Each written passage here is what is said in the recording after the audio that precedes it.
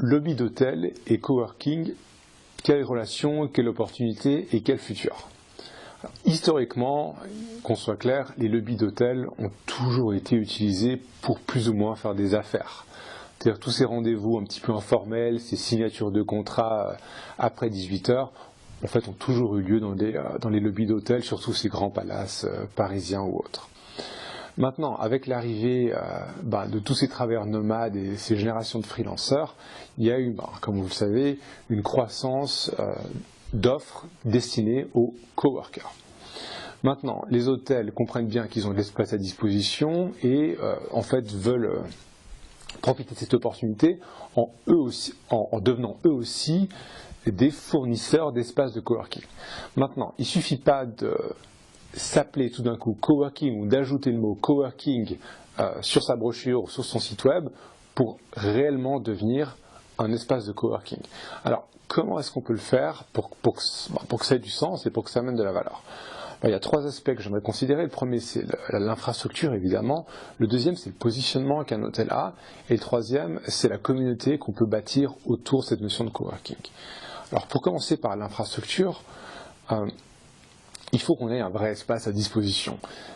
Soyons francs, s'il y a 40 mètres carrés à disposition dans un lobby d'hôtel, un coworking là, en appelant une sorte de l'ancien coin multimédia, le coin ordinateur et le renommé coworking, ça ne va pas faire grand-chose à part décevoir les clients. Maintenant, à partir du moment où on a de l'espace, et là je pense par exemple à l'espace de la salle du petit déjeuner. Dans énormément d'hôtels, la salle du petit déjeuner, elle est utilisée de 6h du matin à 10h et ensuite il n'y a rien pendant toute la journée.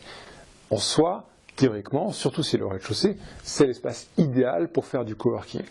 Oui, mais il faut que l'agencement le permette. Parce que si vous avez l'impression de vous retrouver dans une salle de petit déjeuner où on voit encore le buffet avec les cornflakes au milieu, on n'est pas dans une ambiance de travail.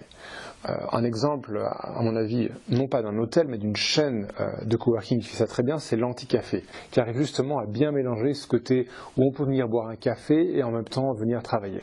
Alors pourquoi pas venir s'en inspirer pour transformer sa salle de petit déjeuner dans un lieu hybride. Le deuxième aspect, c'est l'aspect de positionnement.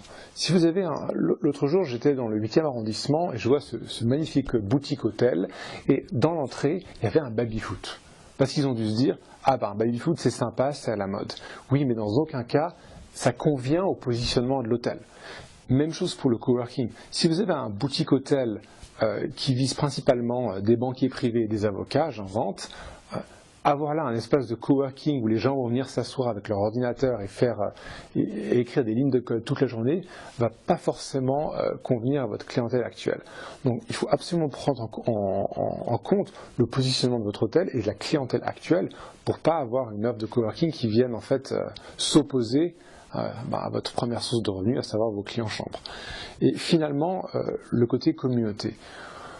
Il y a énormément d'offres de coworking dans les grandes villes françaises, particulièrement à Paris, que ce soit payé à l'heure, payé à la journée, payé au mois, un siège assuré, un siège à disposition, bref, il y a une foison d'offres. Si un hôtel veut vraiment et sérieusement se positionner sur ce créneau et offrir une offre de coworking, à mon opinion, il faut avoir une mentalité où on vise un marché de niche.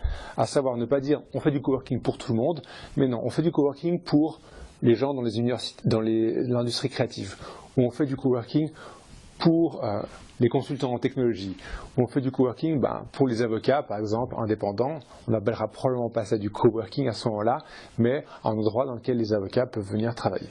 Soho House, par exemple, qui a plusieurs propriétés en Europe, mais qui à Berlin en fait, a un espace qui est hybride café et coworking, mais qui se destine principalement aux industries créatives. C'est-à-dire qu'on va avoir beaucoup de gens qui travaillent dans le cinéma, dans la mode, dans le design, dans le graphisme, qui justement voient Soho House comme un lieu dans lequel ils peuvent se retrouver avec leur communauté.